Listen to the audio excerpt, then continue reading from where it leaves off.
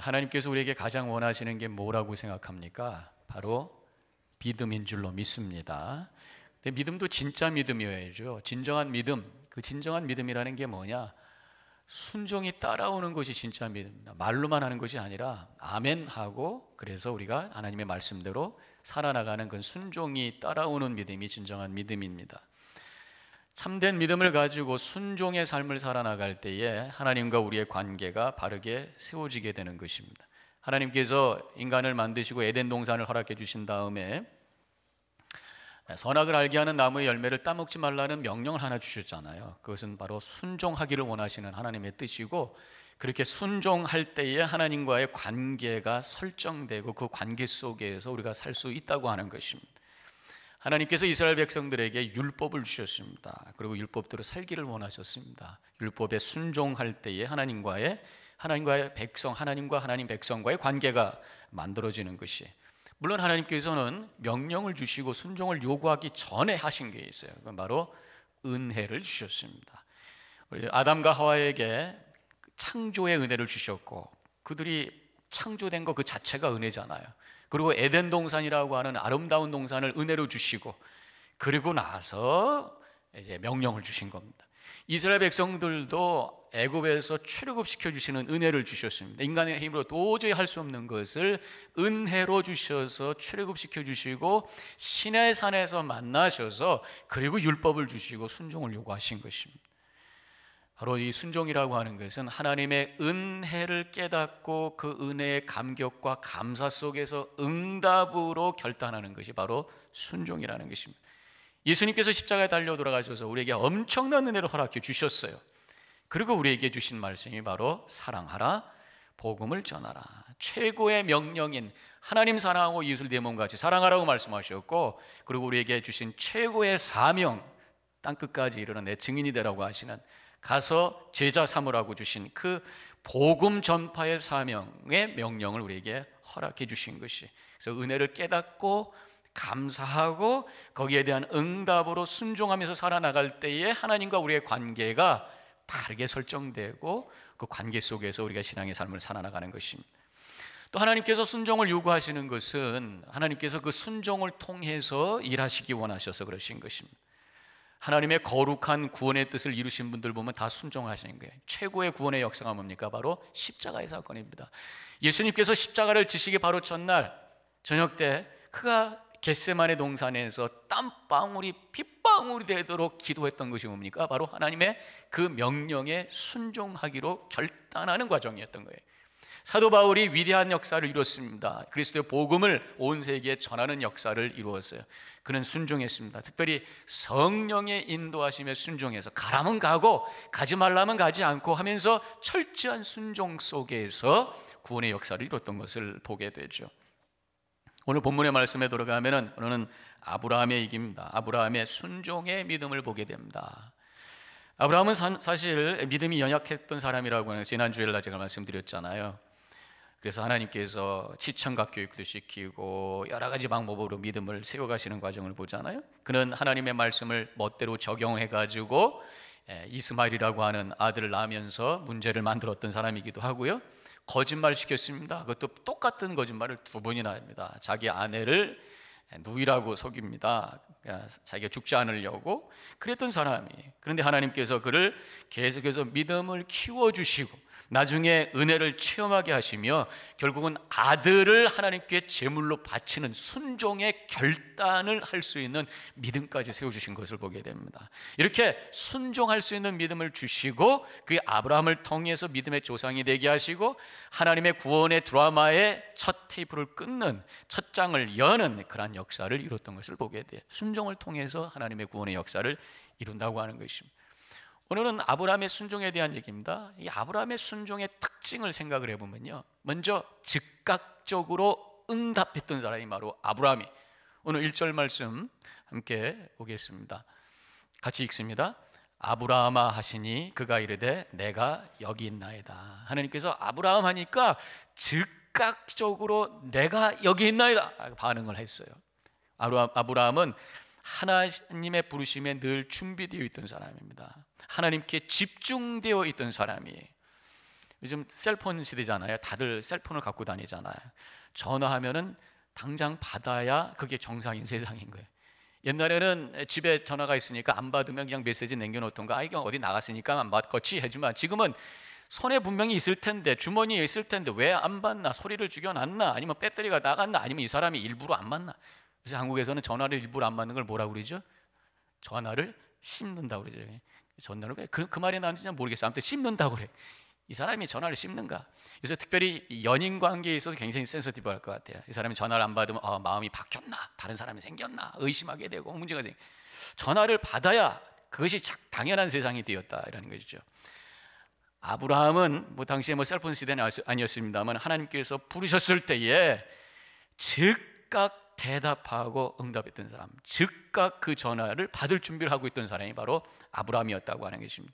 자신의 일에 바쁘다고 하나님의 부르심을 놓치지 않았어요. 하나님께 집중하고 있었기 때문에, 하나님을 향해서 마음을 열어놨기 때문에 하나님께서 부르실 때 즉각적으로 응답했던 사람입니다.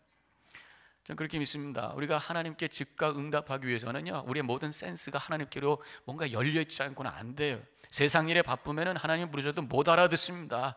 하나님께 집중되고 열려있고 우리의 영적 감각이 늘 예민해져 있어야 돼요. 그렇게 하기 위해서는 하나님의 말씀을 묵상하고 기도하는 것밖에 없습니다. 그것도 매일매일, 조금이라도 매일매일 하나님과 함께하는 교제 시간이 없다면 하나님의 부르심에 응답할 수가 없어요. 이제 이 아브라함은 즉각적인 응답과 더불어 즉각적으로 순종했던 사람입니다. 2절에 이런 말씀이 나옵니다. 같이 함께 읽습니다. 여호와께서 이르시되 내 아들 내 사랑하는 독자 이삭을 데리고 모리아 땅으로 가서 내가 내게 일려준 한 산, 거기서 그를 번제로 드리라. 번제로 드리는 게 뭐예요? 태워서 드리라, 그런 얘기예요. 아들을 제물로 바치라는 그 명령에 군소리 없이 즉각 반응합니다. 2절에서 이렇게 명령하셨고, 3절에서 아브라함이 아침에 일찍 일어나 나귀의 안장을 지우고 두 종과 그의 아들 이삭을 데리고 번제에 쓸 나무를 쪼개어가지고 떠나 하나님이 자기에게 일러주신 곳으로 가더니, 다른 말 없습니다. 군소리 없습니다.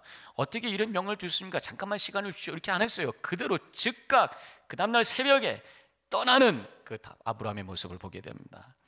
전 이 아브라함의 이렇게 즉각적인 순종의 모습을 보면서 참 감동이 되죠. 그러면서도 한편으로는 질문이 하나 생깁니다.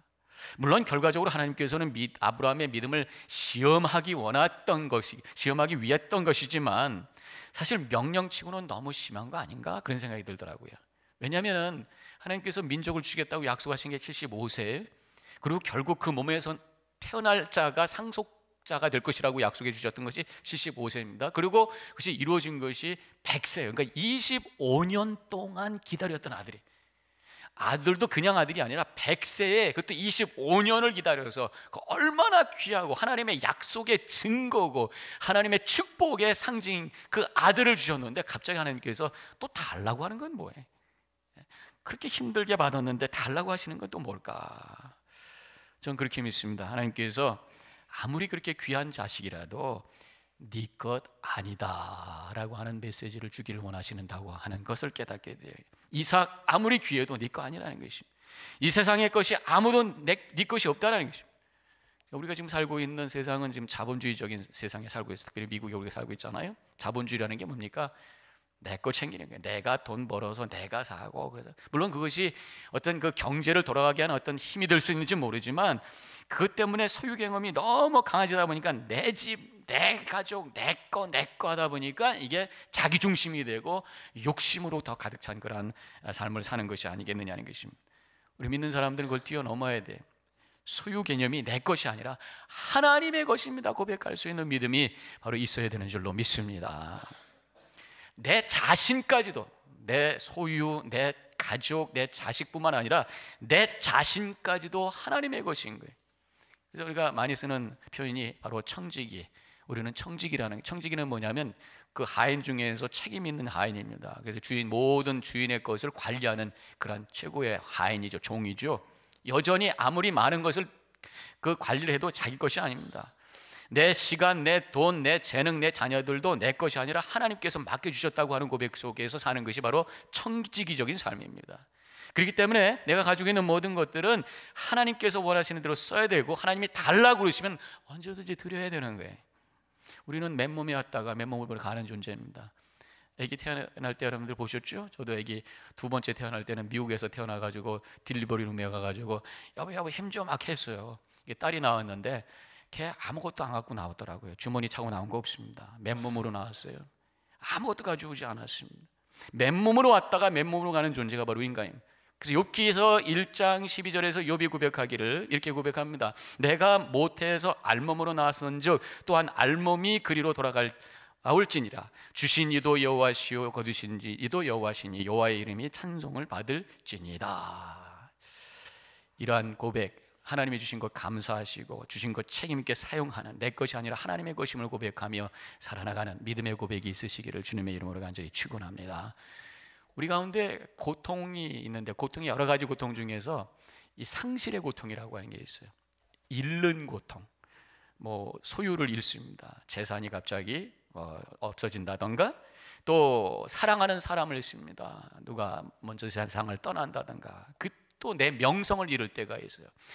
이럴 때마다 우리는 힘들어하고 분노하고 억울해합니다. 그런데 우리가 오늘 그런 믿음, 이 욥의 믿음, 청지기적인 믿음을 회복한다면, 내 것이 아니라고 생각해서 내 것이 아니라고 믿는다면 하나님께서 거두가시니 하나님이 주셨다가 필요해서 가져가시는구나 라는 그런 마음속에 우리가 살아나갈 때에 그러한 상실의 고통을 이겨낼 수 있는 능력과 자유함이 우리 가운데 있게 되는 줄로 믿으시기를 바랍니다. 사실 하나님께서 이삭을 바치라고 하는 것은 한 인간에 있어서 가장 힘든 명령을 주신 것이 아닌가 싶습니다. 여기 우리 자식을 키우시는 분들도 다 여기 계십니다만은, 우리들에게 가장 귀하다고 생각되는 게 뭡니까? 바로 자식 아닙니까? 돈보다도 더 중요한 게 자식 아니겠어요? 그래서 자식이 힘들면 너무너무 힘들잖아요. 우리 아들이 태어났을 때, 우리 첫째가 아들이고 둘째가 딸인데, 아들이 태어났을 때 한 10개월이 돼가지고 홍역에 걸렸어요. 그때 홍역 주사를 15개월에 맞추라고 그래서 안 맞추고 있는데 갑자기 홍역이 돌아가지고 걔가 홍역 예방 주사도 안 맞았는데 걸리고 말았으니까 이제 그걸 생으로 다 그 홍역을 치는 거예요. 한 3일 4일을 열이 펄펄 끕니다. 거의 죽어가요. 그래서 저희 사모하고 저하고 잠도 못 자면서 그 아이를 붙들고 막 울면서 막 기도하면서 얼마나 힘들었는지 몰라요. 그 자식이 얼마나 귀하다고 하는 것이 실감됐던 적이 있습니다. 제가 25이 되어서 목회를 시작했습니다. 결혼하기 전에 총각으로 있을 때에 시골로 사역을 떠나게 되었어요. 신학교 졸업하고 그때 제 부모님들이 저 짐을 가지고 시골로 내려갑니다. 광주군 실천면 열미리에 있는 그 시골 교회에 가서 짐을 다 내려놓고 이제 떠나시는데, 우리 어머니 아버님의 눈에서 눈물이 글썽글썽한 거를 보세요. 저는 별로 그때 그렇게 걱정되지 않았는데 우리 부모님들은 물가에 남겨놓고 아예 떠나는 그 자식을 바라보는 그 마음으로 눈물이 글썽글썽 하시는 게, 어머니 말씀으로는 아버님이 드라이브하면서 집에 갈 때까지 계속 눈물을 흘리시면서 걱정을 하셨다는 그런 말. 이 자녀에 대한 부모의 마음, 왜? 귀하니까. 이렇게 하나님께서 아브라함에게 가장 사랑하는 그 이삭을 달라고 하신 것, 내가 가장 귀하다고 생각하는 것보다도 더 귀한 분이 하나님인 것을 알라는 그런 메시지가 있는 것입니다. 하나님의 자리, 최고의 자리는 그 누구도 다시 바꿀 수 없는 하나님만의 자리라고 하는 것을 확인시켜 주시기 위해서 그런 명령을 주신 거라는 것입니다. 하나님만 높이시기를 주님의 이름으로 간절히 축원합니다. 거기서 순종이 나오고 거기서 믿음이 나오는 것입니다. 결국 아브라함은 순종했습니다. 이렇게 주저하지 않고 즉각 순종할 수 있었어요. 아브라함이 이렇게 매정했을까? 그런 생각도 해보게 돼요. 어떻게 저녁 때 명령 받고 그 다음날 그냥 보따리 싸갖고 아들 제물로 바치려고 가자 그러고 나갔을까? 매정했을까? 그렇지는 않았을 것 같아요. 얼마나 아빠의 마음으로, 아버지의 마음으로 아팠겠어요. 성경에 나오지 않지만 제 생각에는 철야 기도했을 것 같아요. 밤새고 기도하면서 하나님 어떻게 합니까? 씨름하다가 새벽에 결단을 내리고 하나님의 주권 앞에 무릎을 꿇고 알겠습니다, 말씀대로 순종하겠습니다, 그리고 움직인 거예요. 그 속에는 뭔가 힘 있는 믿음이 있어요. 그 능력이 있어요. 그러한 순종의 결단, 엄청난 그 명령에 대해서 순종할 수 있는 능력이 도대체 어떻게 나왔을까? 그런 질문을 하면서 이 아브라함 얘기를 제가 깊이 묵상을 해봅니다. 세 가지를 깨닫게 돼요. 첫째로는 아브라함에게 있어서 체험이 있는 믿음이 있었기 때문에 하나님의 그 말씀의 명령에 순종할 수 있는 능력이 생겼을 것이다. 체험의 신앙이 필요하다. 창세기 21장 2절에 있는 말씀 같이 함께 읽겠습니다.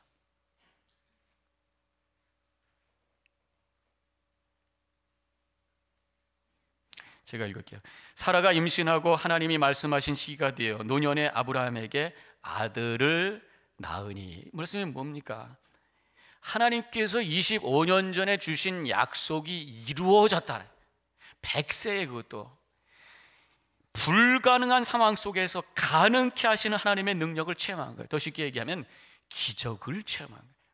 하나님이 아니면 할 수 없는 놀라운 하나님의 능력을 체험한 것입니다.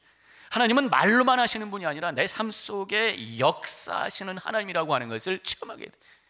비웃음과 쓴웃음을 바꾸셔서 기쁨의 웃음을 갖게 하신 분이 바로 하나님이신 것을 깨닫게 되어서 이삭을 갖게 하겠다고 하는 앞으로 이삭을 낳게 하겠다고 하나님의 사자가 와서 얘기했을 때 이삭의 아내였던 아브라함이 아내였던 사라가 웃습니다. 그래서 그 이삭이라고 하는 이름이 웃음이라는 뜻이잖아요. 근데 그 웃음은 아마도 비웃음이었든지 아니면 쓴웃음, 속상해서 아파서 웃는 웃음. 그렇지만 하나님께서 1년 뒤에 이삭을 낳게 하셔서 그 웃음을 바꿔주셔서 기쁨의 웃음으로 바꿔주셔서 이것을 체험했단 말이죠. 그래서 하나님의 은혜와 살아계심을 너무나도 피부로 깨달았기 때문에 하나님의 음성과 그 하나님의 명령에 대해서 아멘 하면서 순종할 수 있는 능력이 아브라함에게 있었다는 것이. 신앙의 체험이 있습니까, 여러분들? 정말 하나님의 살아계심을 체험해봤어요. 말로, 머리로가 아니라 영혼으로 나의 삶으로 체험해봤냔 말이죠. 신앙의 체험이 있을 때 하나님의 존재에 대한 확신이 있고 하나님을 인격적으로 믿게 되고 하나님을 인격적으로 대하면서 순종하는 결단의 삶을 살게 되는 줄로 믿으시기를 주님의 이름으로 간절히 축원합니다. 체험은요, 두 가지 방향으로 나갑니다. 하나는 신비로운 체험이 있어요. 성령의 은사를 체험합니다. 방언의 체험이 있습니다. 어떤 사람은 입신도 합니다. 환상도 봅니다. 뜨거움의 체험이 있습니다. 열심히 열정적으로 함께 기도할 때, 통성 기도할 때 체험하기도 하고요. 꼭 통성 기도한다고만 되는 건 아닙니다. 혼자서 골방에 들어가서 하나님을 향해 기도할 때 지하실로 내려가셔요. 문 닫고 하나님을 향해서 crying out 하세요. 집에서 하기 불편하면은 자동차에 와가지고 자동차에 찬양 크게 틀어놓고 눈물로 하나님을 향해서 기도할 때 하나님께서 무언가 그 영혼에 뜨거움을 심어주시고 하나님의 존재하심과 그 임재하심과 말씀하심을 체험케 하시는 줄로 믿으시기 바랍니다. 인격적인 체험이 있습니다. 나의 삶의 체험이 있어요. 여러 가지 어려움 속에서 하나님을 붙들고 기도할 때 하나님께서 그 문제를 풀어주시는 지혜를 주시고 새롭게 깨닫게 하시는 인사이트를 주시면서 응답의 체험을 갖게 되고 확신을 갖게 되는 것이. 제가 아마 나눴던 말씀입니다만은 먼저 있던 교회에 여러 가지 처음에 갔을 때 어려웠을 때 마음이 눌리고 힘들었을 때 하나님을 향해 2시간 동안 열심히 기도할 때 제가 음성 한 가지를 마음속에 들은 거예요. 그 뭐냐면 네가 담임 목사 아니야. 넌 여전히 부목사고 내가 담임 목사야. 그 말씀 하나 때문에 내가 묵겠던 게 다 풀어지게 되고 온전히 주님 앞에 모든 걸 맡기게 되면서 그러면서 삶이 바뀌게 되고 목회가 변화됐던 것을 경험하게 돼요. 간절한 기도, 깊은 기도, 진실한 기도, 하나님을 체험하게 되고 하나님의 응답을 발견하게 되면서 순종의 능력을 가진 믿음의 삶을 살게 되는 줄로 믿으시기를 바랍니다. 두 번째로 아브라함이 이렇게 순종할 수 있었던 것은 하나님을 경외했기 때문이라는 것입니다. 하나님의 사자가 아브라함에게 믿음을 칭찬할 때에 이렇게 말씀합니다. 12절에 다 같이 함께 읽습니다. 시작. 내가 내 아들 내 독자까지도 내게 아끼지 아니하였으니 내가 이제야 내가 하나님을 경외하는 줄을 아노라. 네가 이렇게 하는 거 보니까 너 정말 하나님을 경외하는구나. 즉 이것을 뒤집어 보면 하나님을 경외했기 때문에 바로 이러한 하나님의 명령에 순종할 수 있는 능력이 있었다는 것입니다. 경외라는 게 뭡니까? 하나님을 두려워하는 거예요. 하나님의 그 크심과 권위 앞에 마음의 옷깃을 여미고 무릎을 꿇고 엎드려져 있는 겸손한 모습이 하나님을 경외하는 모습이죠. 우리가 상대방을 어떻게 생각하느냐에 따라서 그 말에 대한 파워가 다르게 느껴집니다. 상대방을 높은 사람, 힘 있는 사람, 중요한 사람이라고 생각하면 그 사람의 말에 대해서 경청하게 되고 그 사람의 말을 함부로 무시할 수가 없어요. 근데 그 사람이 별것도 아닌데 나와서 뭐 부탁하면은 그냥 오케이 그러면서 그냥 별로 중요하게 생각하지 않습니다. 예를 들어서 지금 눈이 왔어요. 동네 꼬마가 와가지고 아저씨 우리 집 와서 눈 쳐줘. 그러면 뭐라고 해요? 너희 아버지한테 가서 얘기해. 그렇게 얘기하죠. 그런데 여러분들 회사의 사장님이 전화해가지고 우리 집 와서 좀 눈 좀 쳐줄래? 발에 불이 나도록 뛰어갈 거예요. 누가 부탁하느냐, 누가 말하느냐에 따라서 똑같은 부탁도 파워는 달라요.